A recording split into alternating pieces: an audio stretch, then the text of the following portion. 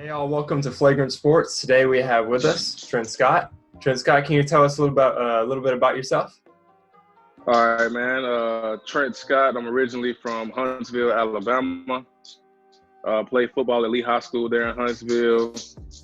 Um, Country boy, man. Love fishing, mudding in my truck. This will be my third year in the league, playing with the Chargers. Went to Grambling State in Louisiana. Played there all 4 years. Yeah, man. I got a daughter. She'll be 8 months in a couple days, named Bailey. Congratulations. Pretty much it. Congratulations, yeah, that's awesome. Oh, yeah. So when you played at Lee High School, you played with Chester Rogers, Yep. who played with you at Grambling State, right? Yep. So, how much of an impact did you have on each other's decisions to go to the same college? It was a lot, man. I mean, we played Pee Wee football together, too. So, I mean, we've been playing ball for a minute. So, I guess when it came down to choosing a school, you know, we already said we wanted to go to the same school, and it kind of got blessed and it happened like that. So, I went down there and I met the coaches. We both kind of had similar situations, unfortunate situations, I guess, that landed us in the position that we were in. But, you know, we took advantage of it. And Grambling gave us a shot. They gave both of us a shot. To go off that, what was your favorite memory from Grambling? From Grambling? Shoot, man. I made a lot of good memories at Grambling. probably say winning our national championship in 2016. Oh, wow. Yeah, it was big time for us. Yeah. So, you went undrafted in the NFL draft, but, the Chargers picked you up. How much – I know it was obviously a tough time, but how much of a grind was it to go from undrafted to being a starter in the NFL? I mean, it's a hell of a grind, bro. But I think coming from having that background of us basically walking on that Grambling, just having that mindset, I guess, all I needed was a shot, so once I got that shot, I tell guys all the time now, it's just all about being prepared for when the opportunity comes, and taking advantage of the opportunity. So the opportunity came, the Chargers gave me a shot, and, I think I did a good job my rookie year coming in training camp and busting my ass and, making the roster. So, actually, I got cut practice squad and then got added to the roster. So, yeah. Sure. And if hypothetically you could go back and change it to where you were drafted or keep it exactly how it was where you had to grind to get there, which one would you more prefer? I think I'd keep it the same. I mean, I know it sounds crazy. Don't get me wrong. I'd love to get drafted and get all that money. You know what I mean? Up front. I mean, who wouldn't? That's the dream. You don't. When you grow up and want to have dreams of being in the NFL, you don't think, hey, I want to be undrafted one day. You know what I mean? But at the same time, it's like, I appreciate the way I had it. Everybody has a different story. I love mine, so it is what it is. You earned it too. Yeah. Oh yeah. What was your biggest oh man, I'm in the National Football League moment? Probably my first snap. My first rep that I got in a game. Well, I had a couple reps at big tight end, but my first rep at tackle against Adams Sue, stacked, man. He hit Phillip Rivers harder than ever. But that was my welcome to the NFL moment. But I took that and built off of it. Like you said, that was my old snap moment. This is for real. Yeah. Going up against Sue, who's a monster. Oh yeah, big time. I mean, I watched him when I was young, growing up. Been playing for a long time. A lot of good ball. So, how have Anthony Lynn and your offensive line coaches helped you up your game? Lynn, man. I mean, he's very detailed with his approach to the whole scheme of our offense, and I think him and my offensive line coach last year, Pat Myers, man, he did a heck of a job of bringing me in. I was raw and it's basically molding me into, that NFL player, I guess. I had the mindset, I had the tools already, but, he just kind of fine-tuned it and showed me more technique that I needed to work on. And, it was monuments on how it affected my game. And would you say someone like that, coach, or more of a player you watch, or who would you say is your greatest influence? My biggest influence, well, as a young player, you always look up to players that are similar to you, and you look at guys like I was fortunate enough to have guys like Russell Okung on the roster that I could just watch every day, watch how he practiced, how he prepared for games. Like Tyron Smith from the Cowboys. It's a lot of good tackles, but I think those guys in-house, like Russell Okung, Pat Myers, the coach, had a big influence on it. Gotcha. Awesome. When you came into the Chargers, they were pretty new in LA. They just moved from San Diego. Can you describe to us what it's like playing for a team that's been in a different city for maybe a year, the first year? Yeah, I wish I would have kind of got to experience San Diego because, a lot of players who were on the team that were in San Diego always talk about how much they liked it down there. We had our fan base was strong there, but it's nice here. I think we're starting to build a fan base here. And, the transition was kind of different, being in a rented facility and that type of thing. But, we got a new stadium and, I think it's going to be pretty exciting coming up. That's cool, yeah. Did you have any just like unfortunate rookie duties you had to do when you were a rookie? Not really. You got food for the trip sometimes, stuff like that. And we decorated the locker room for like holidays, but there wasn't nothing taxing or anything. It was just those type of things. Yeah. It was fun. It was fun though. Hey, everybody has a rookie year, man. Everybody has a rookie year. For sure. What is the I think a lot of people have wondered this, and most people already have their answers, but like, what's the biggest jump in your opinion going from high school to college or going from college to professional ball? Well, I think it's when you look at it, I think on the different levels of like high school to college is more talent based. You know what I mean? Whereas the more talented guys thrive. You do have good programs, good high school programs, but I think when you talk about the National Football League, you're talking about on the scale where everybody on the field is talented. Everybody's big, everybody's strong, everybody's fast. So it takes you to make you fine tune those things of your game. Like, it's, whereas in college, you can kind of maul people and just physically beat the people up.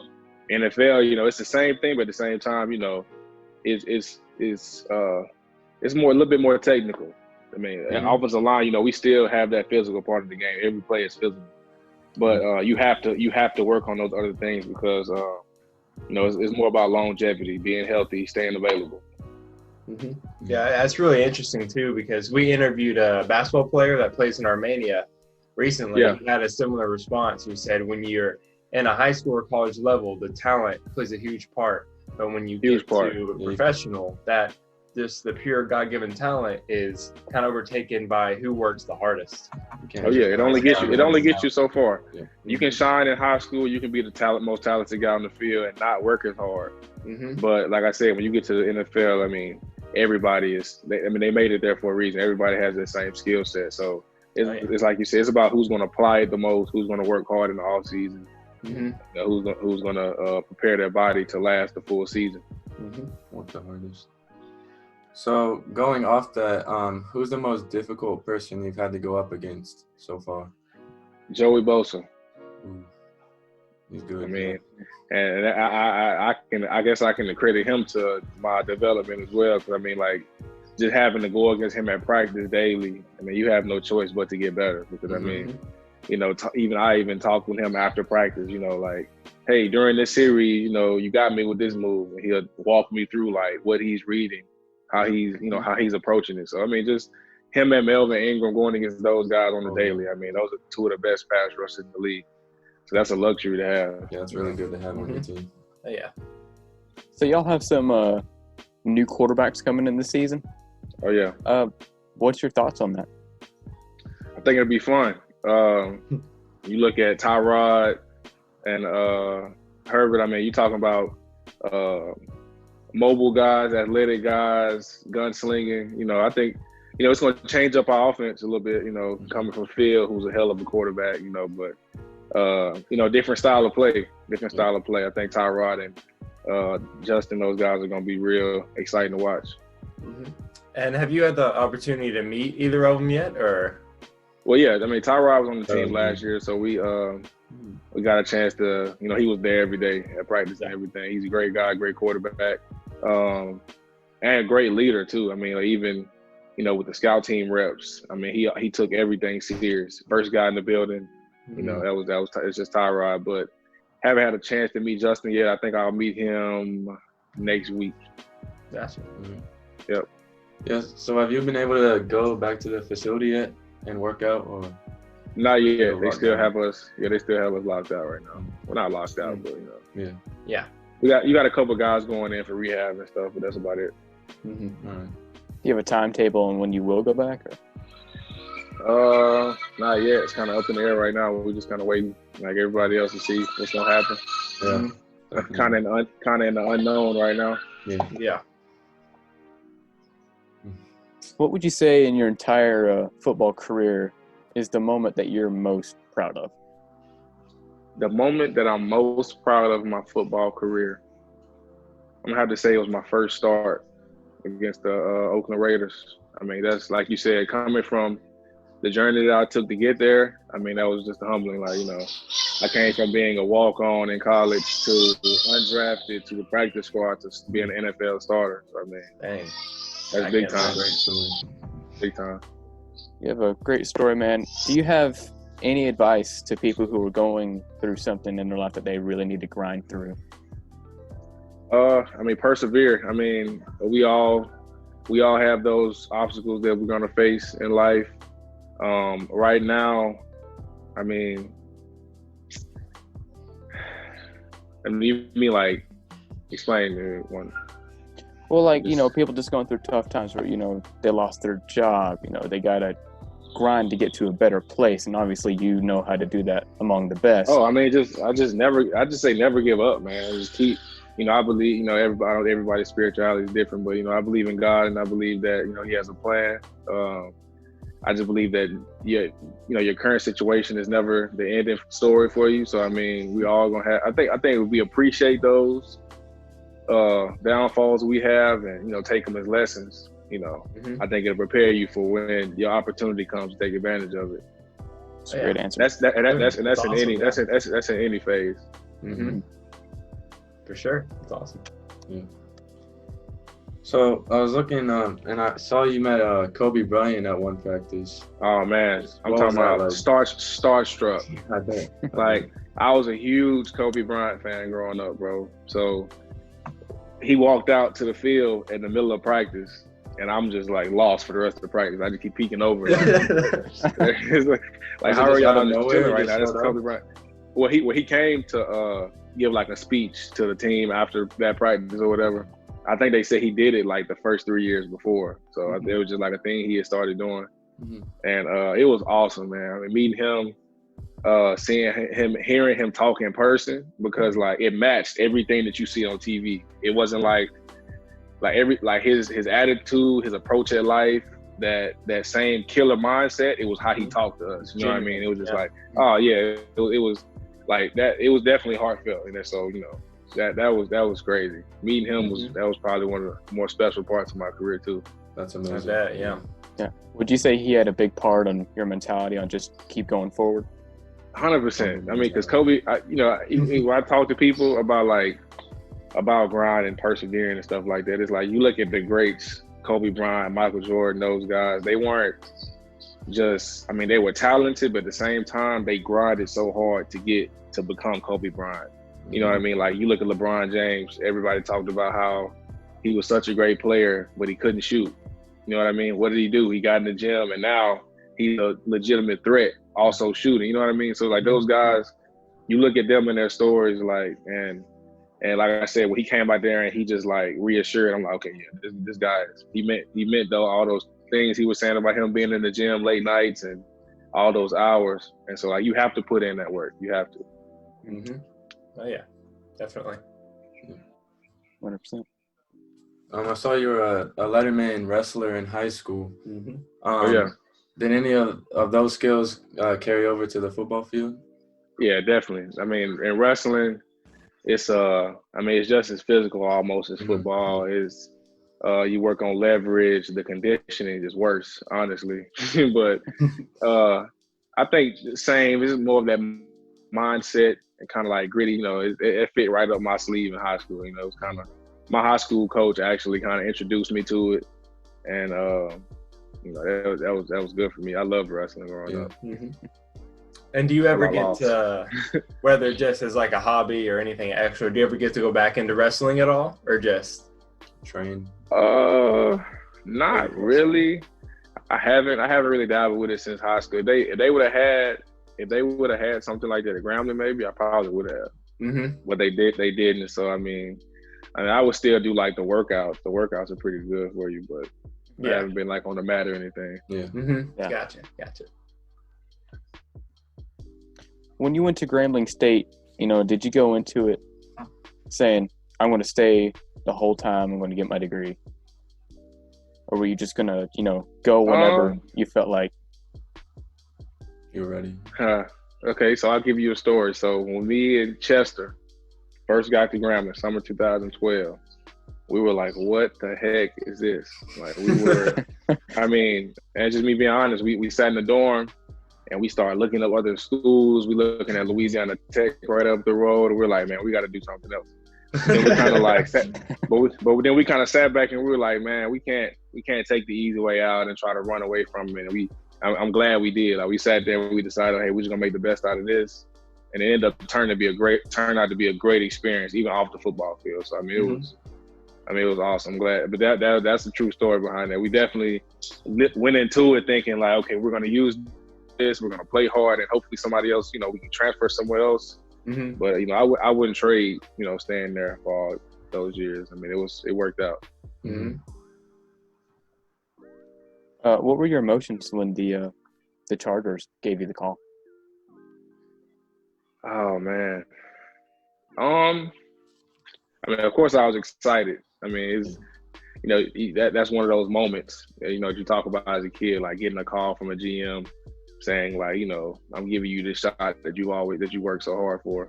Mm-hmm. But I think in that moment I still was kind of like I'm not there yet, you know. Yeah. Mm-hmm. Like I got this shot, but it's not enough. And I think if you keep that mindset throughout, like even now, you know, the things I've done now, like you still have to look at it's not enough. You know, there's still goals that I'm trying to accomplish. But I mean, it's definitely one of those pointed moments that is just like that's awesome. I mean, yeah, like you see Tom Brady. You definitely look forward to that. Yeah, you see Tom Brady at like age 42 switching to the Bucs because he's still trying to prove himself that he can win on. Oh yeah. And you look at, like you said, you look at him and it's like, bro, what do you have to prove? He's just a competitor. He's just doing it because he wants to win. He wants to like prove everybody like, you know, I can go somewhere else and do it again. Mm-hmm. You know what I mean? Just want to get complacent. It's not enough. It's not enough. What's the hardest stadium you've played at, like away? Hardest stadium. Kansas City has an awesome stadium. But the Pittsburgh game we played in 18, the Sunday night football game, that might have been one of the best experiences I've been a part of. That was an awesome game. Mm-hmm. Awesome game. Kind of going off of that, just out of curiosity, me and Blake are both big Falcons fans. Do you have any particular memories of facing them? I haven't had a chance to play the Falcons yet. Oh, okay. Not yet, but I mean, I would look forward to it. That'd be good. I mean, especially playing Atlanta. I mean, that's right there close to home. A lot of family can come out, but that'd be a good challenge. They got some good guys over there too. Oh yeah. I hope you guys beat them if you play. Hey. Oh, yeah. You know, I'm just saying, I hope you do well, you know, but I'm going to leave it at that. Hey, man, hey, that's fair. You know, going off that, were you a Falcons fan growing up, or? Not really. I mean, I loved Michael Vick growing up. He was one of my favorite players in the NFL to watch. But I really didn't, you know, in Alabama, we didn't really have a team. I was kind of more college football. You know, I loved Alabama growing up. But besides that, I wasn't really into watching. I mean, I watched NFL football, but I was more into college football. Yeah. That's most of the South right there. Oh yeah, big time. Mm-hmm. Speaking of kind of your starting days, does your high school have anything for you, like going to the NFL? I'm sure. I mean, that's not something that's common for one of your students to make to the NFL. Is there any kind of like high school Wall of Fame or anything you're in there? Yeah, we definitely have like our high school Wall of Fame where they have guys that came before me, like Amobi Okoye and Darren Stewart, who won a Super Bowl with Denver. Yeah. Mm-hmm. So guys like that, they definitely have like our jerseys. I think they have our jerseys and maybe like some helmets and stuff down there. But we hooked them up. Yeah. Mm-hmm. That's insane. That's cool. Do you go back to the high school and kind of talk to the players? Oh yeah. Now we went last year. I went last year. And went, and not even just the players, went and toured the school because like Lee has a new school now, so went and toured the school, talked to the new guys that's in administration, and met the new principal, and he was actually the football coach for them last couple of years, so it was good going back talking to him. What's the craziest like fan experiences you've had? Like, I know like the Raiders have some pretty crazy fans, and the Steelers. The craziest fan experience would have to be probably the Raiders fans and talking to. I think everywhere we went though, hearing the fans talking always to Phillip Rivers was like, they gave him a hard time everywhere we went. But that was pretty much it, man. The Raiders fans, they're like really. The Chiefs have a good fan base. Like the Chiefs fans give you that good college environment. It's it's rowdy, but those Raiders fans are. Yeah, something else. And they're like, oh, yeah. Oh yeah, the painted faces, the big costumes and stuff like that. Yeah, it's crazy. Yeah. Mm-hmm. Can't believe they moved. Oh yeah. What are you gonna miss most about Phillip Rivers, like as a teammate?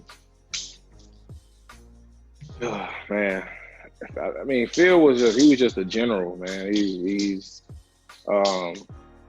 He had a lot of control, a lot of experience, a lot of knowledge about the game, and I mean, Phil he ran our like our blitz pickup meetings. You know what I mean? So he just was so in tune to everything that was going on around him.